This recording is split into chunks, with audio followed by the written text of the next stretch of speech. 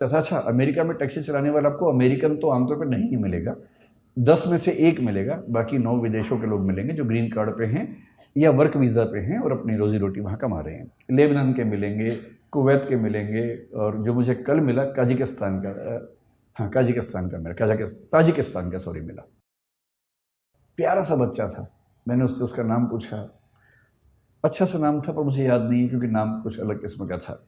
अगर आपको बहुत शौक है तो मैंने नाम नोट कर लिया था, मैं नोट कर लेता हूँ खटाक से, ताकि मैं बाद में केस स्टडी की तरह उसे कहीं कोट कर सकूं, क्योंकि मेरा काम ही ये है कोट करना जगह जगह जाके। तो मैंने एक नोट बना रखा है, टेकअवेज ऑफ यूएसए ट्रिप 2023।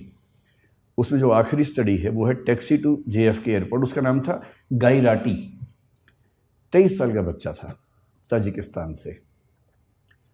मैंने उसको इंग्लिश नहीं आती थी, ताजिक भाषा आती थी जो मुझे नहीं आती थी, उसे हिंदी भी नहीं आती थी। अच्छा, ऐसे में क्या होता है कि इशारों की भाषा में काम चलता है फिर थोड़ी देर के बाद तो। और इशारों की भाषा यूनिवर्सल है, और अंग्रेज़ी इतनी उसको आ गई थी कि सेंटेंस का स्ट्रक्चर नहीं आता था ना, बाकी तो आता ही था, आई, गो, ताजिकिस्तान, ईयर, तो इतना बात समझ में आ गया था कि साल में एक बार जाता है। तो इस तरह से सिंटेक्स के बिना जो भाषा काम करती है उस भाषा में काम चल रहा था। तो मैंने पहले उससे पूछा व्हाट्स योर नेम, उसने घूर के देखा, मैं कहा नेम, वो समझ गया नेम पूछ रहा है, तो उससे बताया गाई राटी। फिर मैंने कहा एज, तो उसने कहा 23 ईयर्स। भारत में फूफा लोग इतना करने के बाद तो रिश्ता तय कर लेते हैं, तो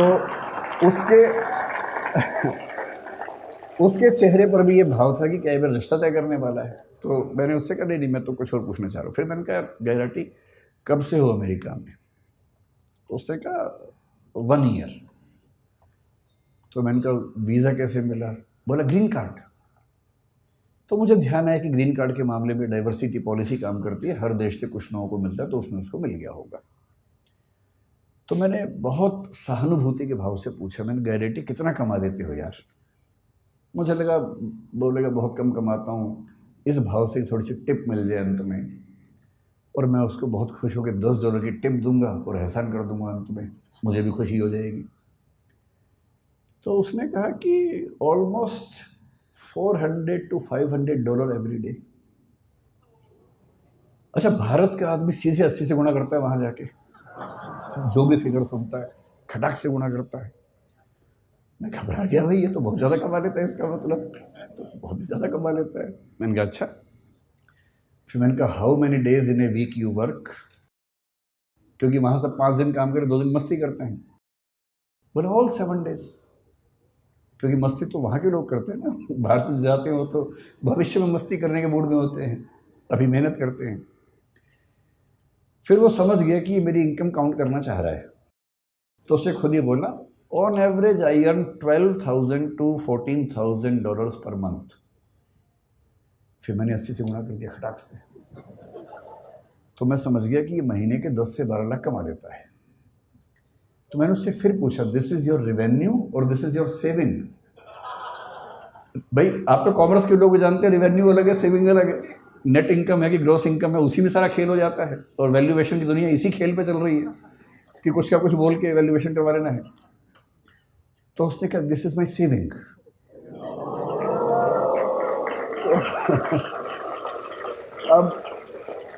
अब मुझे घबराहट होने लगी, क्योंकि वो 10 से 12 लाख महीने का कमा रहा था, और उसको 12 से गुणा करूँगा तो 1,20,00,000 से 1,44,00,000 हो जाएगा साल का, जो कि 2 साल की MBA करने के बाद 3 साल लोन चुकाने के बाद भी लगभग उतना हो रहा था। तो आप लोग बुरा मत मानिएगा, MBA वाले लोग है ना, आप लोग कॉमर्स की दुनिया में पढ़ रहे हैं, बुरा मत मानिएगा, मैं तो केवल ये बताना चाह रहा हूँ कि दुनिया के रुझान क्या हैं। तो मैंने बड़ा हौसला मन में रख के सोचा कि कहीं तो MBA वालों को ऊपर उठाऊं। तो मैंने कहा लेकिन तुम्हारी इनकम आगे बढ़ेगी नहीं इससे ज़्यादा, you have a stable income, but if you had been in service you would have grown faster, you would have got increments every year. मतलब ये बात समझाने में 1 घंटा लग गया, तोड़ के सेंटेंस बोलने पड़ रहे थे। तो उसने कहा no, I am buying 2 more taxis. तो मैंने कहा भाई अभी सेल्फ ड्राइविंग कार की परमिशन तो मेरी नहीं है कि तुम 2 टैक्सी लेके चला दोगे बिना ड्राइवर के, कैसे कैसे होगा, तुम कितनी चला लोगे? पर no, I will get 2 drivers from Tajikistan and the per hour minimum wages is $10 to $12, तो मैं उनसे दिन में 10 घंटे काम करवाऊंगा, $120 उनको दूंगा, और मैं एक टैक्सी से 400-500 कमा लेता हूँ, 120 दे दूंगा, तो भी मेरे पास मतलब 350 की एवरेज एक कार से बचेगी। 2 से 700 सातों दिन चलाएंगे, तो मोटा मोटा मान के चलिए कि मामला बड़ा रिस्की हो जाएगा। तो फिर मैंने टिप दी नहीं उसको।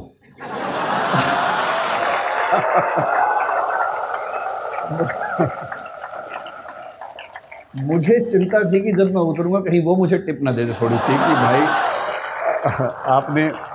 आपने इतना पूछा, थोड़ा आप चिंतित हो गए होंगे, अगर आपको टिप चाहिए हो तो आप ले सकते हैं। और मज़े की बात क्या बोला, साथ में पढ़ाई भी करता है वो, इस सब के साथ साथ वो ऑनलाइन या हाइब्रिड करके कुछ पढ़ाई भी करता है साथ साथ। तो मुझे लगा कि श्रीराम कॉलेज ऑफ कॉमर्स के लिए सही केस स्टडी मिल गई मुझे, क्योंकि यहाँ बिजनेस कॉन्क्लेव में तो ऐसी बात करनी चाहिए। तो मैं अपनी बात को केवल 10 मिनट में सार इस एनेक्डोट के माध्यम से समझाना चाह रहा हूँ। आप लोग अभी युवा हैं, जिंदा हैं और सपने देखते हैं। जिंदा होने का मतलब वो नहीं होता है ना, जिंदा होने का मतलब होता है जो जिंदा हो तो फिर जिंदा नजर आना जरूरी है, ये मतलब होता है ना। जिंदा, एक बहुत प्रसिद्ध शेर है, उसूलों पे जो आँच आए तो टकराना ज़रूरी है, जो जिंदा हो तो फिर जिंदा नज़र आना ज़रूरी है।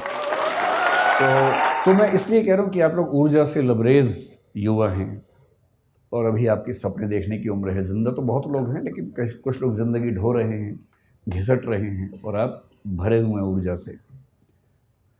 इस देश को नौकरी मांगने वालों से ज़्यादा नौकरी देने वालों की ज़रूरत है, और हम अपने 5000 साल के इतिहास में पहली बार उस दौर में हैं जहां स्टार्टअप करने वालों को इज्जत मिल रही है, वरना यहाँ इज्जत नहीं होती है। अभी जो सरकारें हैं हमारे पास, सेंटर में भी, कुछ स्टेट्स में भी, और किसी मामले में आप उनसे सहमत हों असहमत हों, समर्थन करें विरोध करें, इस मामले में तो आपको मानना पड़ेगा कि उन्होंने पहली बार स्टार्टअप करने को इज्जत वाला काम बना दिया है। और यदि ऐसा बना ही दिया है, और फिर श्रीराम कॉलेज ऑफ कॉमर्स के ग्रेजुएट्स जिन लोगों ने बिजनेस को इतना ध्यान से समझा है, उसकी बारीकियां समझी हैं, वो उसके बिना अगर वो भी नौकरी ढूंढते रहेंगे तो फिर देश कैसे आगे बढ़ेगा। तो कुछ साल नौकरी करना ठीक है, लेकिन यदि मुझसे पूछेंगे तो मैं ये कहूँगा कि अगर आप वैसे व्यक्ति हैं कि चुपचाप ज़िंदगी गुजार लेनी है तो ठीक है, कीजिए नौकरी। नौकरी करनी है, साथ में कुछ किताबें लिखनी है तो कीजिए नौकरी। पर यदि कुछ बड़ा सोचा है, अगर आप चाहते हैं कि आप इस देश और समाज को कुछ बड़ा योगदान दे सकें, तो सबसे अच्छा विकल्प है उद्यम। और उद्यम का मतलब केवल आर्थिक उद्यम नहीं होता है। उद्यम का मतलब है कि आप जोखिम लेने वाले व्यक्ति हैं, आप बहुत शांत व्यक्ति नहीं हैं। और जोखिम लेना कुदरत ने सिखाया हमें, प्रकृति ने सिखाया है। प्रकृति के विधान में सुरक्षा नहीं होती है, प्रकृति के विधान में जोखिम ही जोखिम है। वो तो हमने शहरों में, गांवों में सुरक्षा डेवलप कर ली है, और थोड़ी बहुत सुरक्षा ज़िंदगी में रहे तो अच्छा भी लगता है। लेकिन जंगल का नियम, प्रकृति का नियम सुरक्षा पर नहीं टिका है, वो खतरों पर टिका है, जोखिम पे टिका है। जो भी आप में से अपनी ज़िंदगी को शानदार बनाने के लिए जोखिम लेने को तैयार है, मेरी नज़र में वही एंटरप्रेन्योर है, वही उद्यमी है। और जोखिम केवल पैसे के लिए नहीं होता है, होना भी नहीं चाहिए। जोखिम महात्मा गांधी ने भी लिया, अंबेडकर साहब ने भी लिया, दोनों शानदार वकील थे। डॉक्टर अंबेडकर, मैं परसों कोलंबिया विश्वविद्यालय में गया जहाँ से उन्होंने पीएचडी की, एक पीएचडी की, लंदन स्कूल से दूसरी 3 पीएचडी की उन्होंने। इन लोगों ने अपने अपने सफल करियर को दांव पर लगा के जोखिम लिया कि देश को एक अच्छा राजनीतिक और सामाजिक मंच मिल सके। ये सोशल एंटरप्राइज है, पॉलिटिकल एंटरप्राइज है। कबीरदास हों, गुरु नानक हों, या महात्मा बुद्ध हों, महावीर स्वामी हों, इन सब ने अपने अपने समाज को बेहतर बनाने के लिए अपनी जान को जोखिम में डाला। ये सब उद्यमी लोग हैं। कोई स्पिरिचुअल एंटरप्राइज करता है, कोई सोशल एंटरप्राइज करता है। आप बिजनेस एंटरप्राइज वाले लोग हैं, लेकिन मैं इतना ज़रूर कहूँगा कि बिजनेस में पैसा कमाना ज़रूरी है, क्योंकि वही आपको ज़िंदा रखेगा, वही आपके उद्यम को चला पाएगा। लेकिन कोई भी उद्यम जो सिर्फ पैसा कमाता है वो समाज को फ़ायदा नहीं पहुंचाता है। और मैं एक बात अक्सर कहता हूँ, आखिरी बात आपसे वही कह रहा हूँ कि अगर अपने जीवन को एक ठीक दिशा देनी है तो सिर्फ एक काम कीजिए। बहुत बुरा लगेगा, पर मुझे ये सलाह मेरे एक मित्र ने दी थी, मैं आपको दे देता हूँ। आज घर जाके अपनी ओबिचुअरी लिखिए। ओबिचुअरी का मतलब होता है किसी के मरने के बाद अखबार में जो छपता है उसके बारे में, कि दुख के साथ सूचित किया जाता है कि फला फला की मृत्यु इस तारीख को इस वजह से हो गई है। उसके बाद की 4 लाइनें आप अपने बारे में क्या चाहते हैं लिख लीजिए, उसे बनाइए विज़न स्टेटमेंट। वो लाइनें कई तरह की हो सकती हैं। एक ये हो सकती है कि इस व्यक्ति ने जीवन में खूब पैसा कमाया, इसने गुटखा बनाने वाली कंपनी बनाई, इसने अरबों रुपए कमाए और इसकी वजह से कई लाख लोग कैंसर से मरे, पर पैसा खूब कमाया।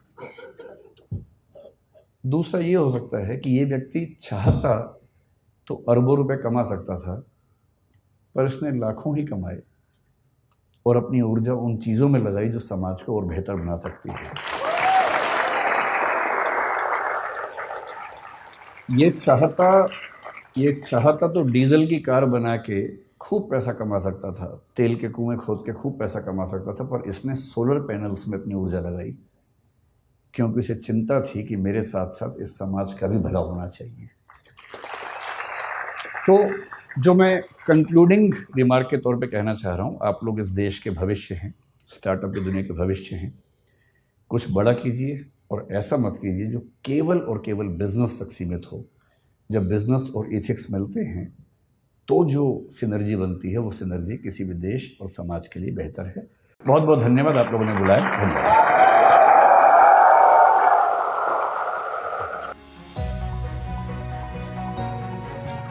बहुत बहुत शुक्रिया सर हमारे साथ जुड़ने के लिए।